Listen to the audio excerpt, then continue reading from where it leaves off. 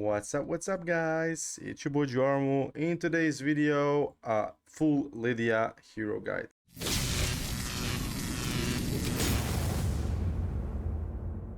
Oops, 1 second guys, my daughter is calling me. Like and subscribe, guys. My dad is a good influencer. There we are. Welcome back. So in this video, I'm gonna talk about our girl Lydia, one of the strongest PvP and PvE heroes right now. She has such an amazing skill set: turn meter manipulation, buffs, AoE damage control, debuff.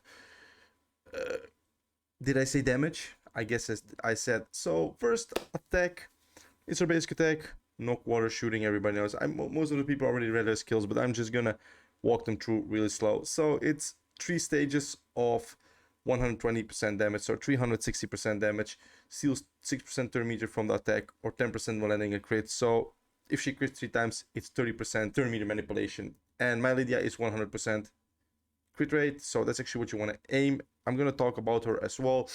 Skill 2, Fresh Summer, the AoE attack that does a lot of damage and gives all allies attack for 40% for 2 turns off the walls. Like I said, deals a lot of damage, at least 70% up to 140% to each enemies. The more layers of Flowing Rainbow the target have, the more damage dealt. Flowing Rainbow, we will come to that pretty soon. So, like I said, this skill does a lot of damage.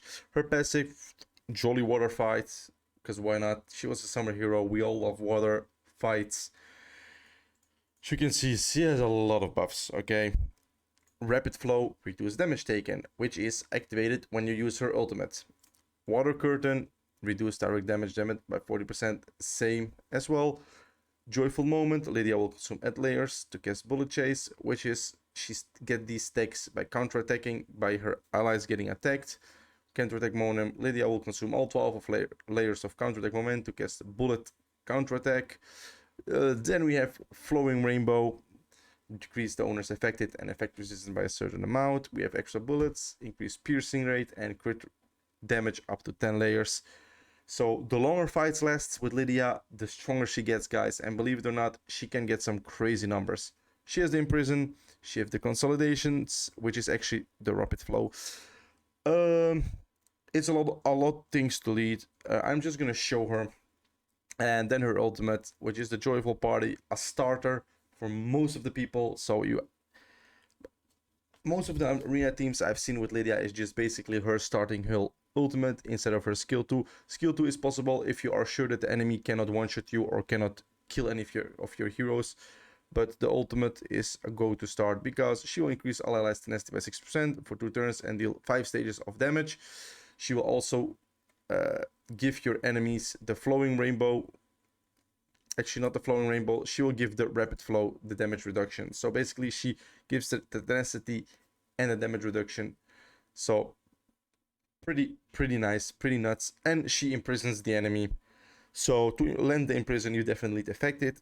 Let's talk about her exclusives. Allies with Rapid Flow will gain turn meters. So she also gives your team turn meters. I mean, should I talk about her exclusive? Yeah, let's just talk about her exclusives, because why not? Okay, I'm just gonna talk about her exclusive to her passive. So here, as you can see, Rapid Flow.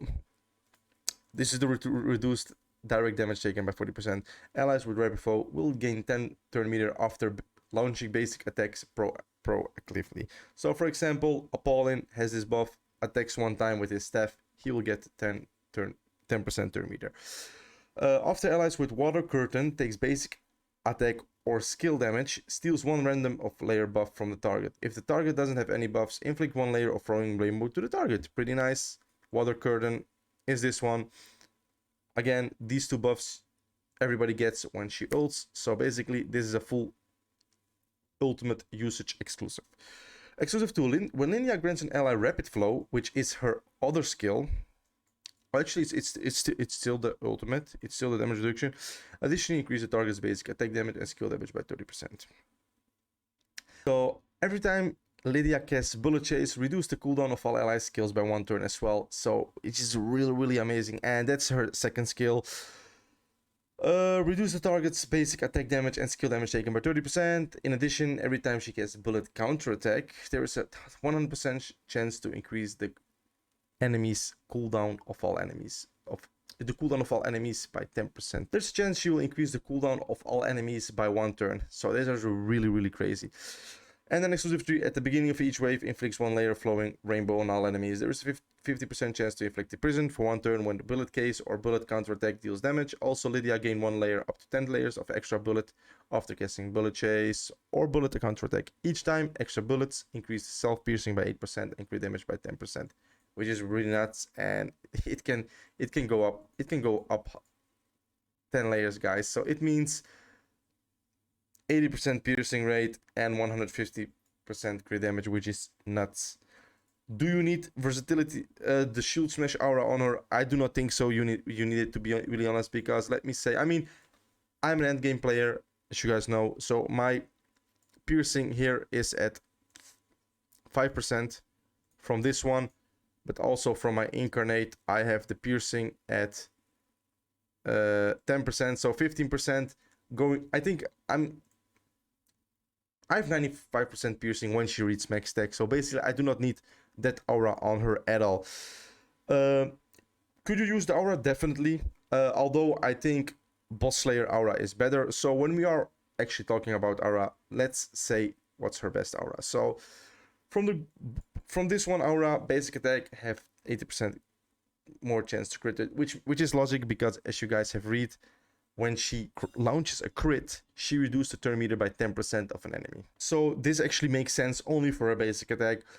The blue one, direct damage. She will be dealing a lot of direct damage, counterattacks and everything. So really a nice one. Bold Confident aura, also amazing. She gets a lot of crit damage passively and she gets a lot of crit rate when above 90%.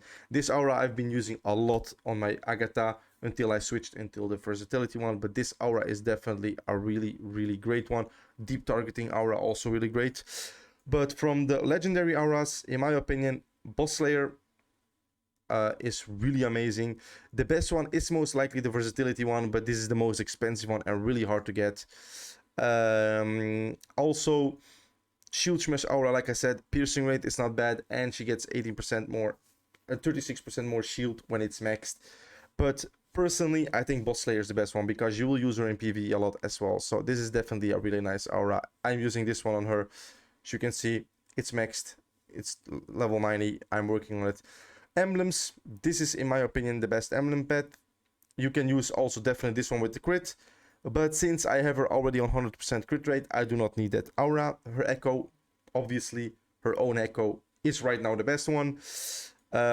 Besides that one, Exploding Arrow is also definitely really nice to use. And the Werewolf one. This one is also really nice to use. From the green ones,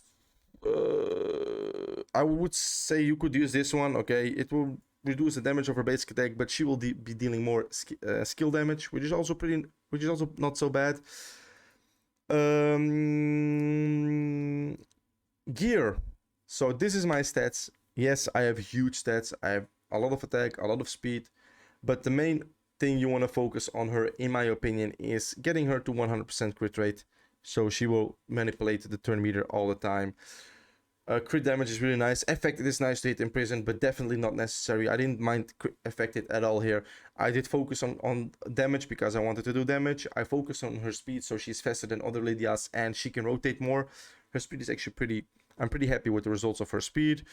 Crit rate, like I said, 100%. Crit damage, 317, going up with 150%. So she can have like 467 crit damage in long-term fights, and believe it or not, when she reaches that point, if she casts this one, she wipes out an entire team. Even if they have a lot of buffs, she just wipes out a team. So my gear, basically double slay set. Here I have attack crit rate with crit damage. Here I got speed substat with attack and crit damage. Boots, attack, crit damage, attack, crit rate. The ring, 112 speed, crit rate, attack, the defense. This one, attack rate, crit rate, speed. Same here, attack, crit rate, speed, defense, and then here speed, attack, crit rate, everything actually just speed, crit rate, crit damage, attack. That's basically what you want to go for. Lydia. Where do I use Lydia? Everywhere. PvP, PvE, Brave Thrill, Abyss, Guild Boss. Okay, Guild Boss. Here we go. This is my team. Let's do it. I will skip the battle. Look at this. Didn't deal a lot of damage, but she boosted the damage of these two guys. She boosted the damage of these two guys. So yes, I use her in Guild Boss. I use her in Withering Coast as well. She doesn't do a lot of damage in the Guild Boss because she needs time to ramp up. And in Arena, she can ramp up, especially right now in the Arena teams. I'm just going to show you guys. Alright guys, let's hop into some Arena battles just to show the idea of her. So here we are facing Nico, Paul, and Hengi, Agatha, and Lydia. This is my team that I use. This is my core team and really my strongest team. A lot of damage from this team. So, like I said, in this team, I could start with skill 2 because I don't have a fear that they can kill me. But I'm gonna start with the ultimate just to show you guys the idea of it. So boom, boom, boom, boom, boom. Okay, she imprisoned the enemy Lydia, which is pretty nuts. My Donald Rebelli here focused Lydia, so she does not. She cannot use her. Okay, he has the aura as well. Okay, so what I do in these fights, I just try to like strip first with Hengi, let them do all their buffs, and just strip them off. Buff up. So I can use this one to give my team the attack. Okay, now my Hengi will just strip them all. Boom. And now my Donald Rebelli can just easy remove any target on the battlefield. I will remove Hengi because she's the strongest one. Boom, boom, boom. Okay, my Hengi is my Lydia is protected here. There you go. She did 3 times 150k damage, which is a lot, guys. 450k damage with a basic attack is a lot. Okay, it's a lot. Let's see how many stacks she has right now.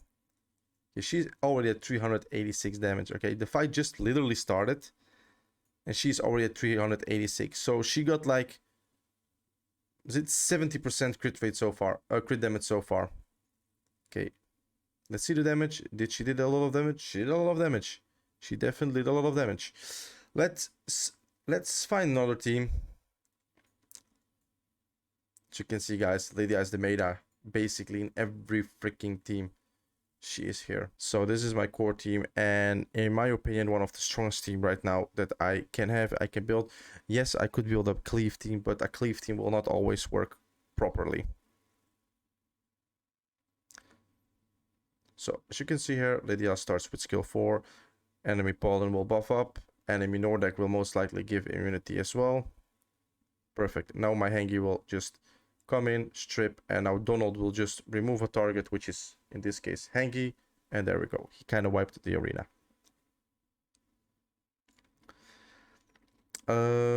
Let's do it against this team. This is actually a mirror matchup team, so the strongest team will win. Unfortunately for him, he has an E0 Hengi and an E3 Donald, so most scenarios my team will just win. In this team, I actually kind of want to focus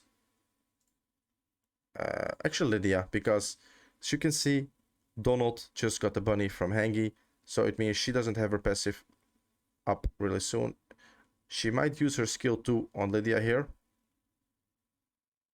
No, she used her ultimate, so Lydia is dead here. Yep, there we go. Now we can focus on Hengi, kill her. There we go. Lydia brings just so much buffs to the team, guys, like the damage reduction, the effect resistance down on enemy, the self-piercing, self-damage. It's just overall a really amazing hero.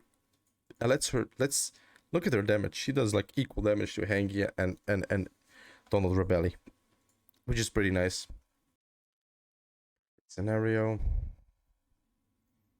Now we kind of just want to actually delete Hengi and that's it. Buff up, yeah. Remove the invisible.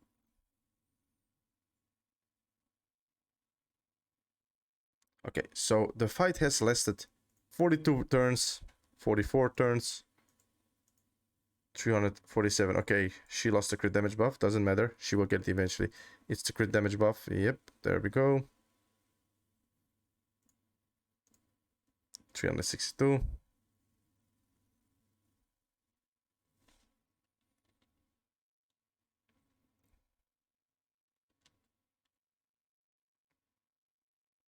Victory. There we go. And we are king. That's actually basic much, Lydia. Like I said, you can use her everywhere, guys. That's it for this video, guys. Thank you guys for watching. Feel free to subscribe and like. If you have any comment, drop it down below. If you have any questions regarding Lydia or any other suggestion for new videos, drop a comment down below and see you guys in the next one.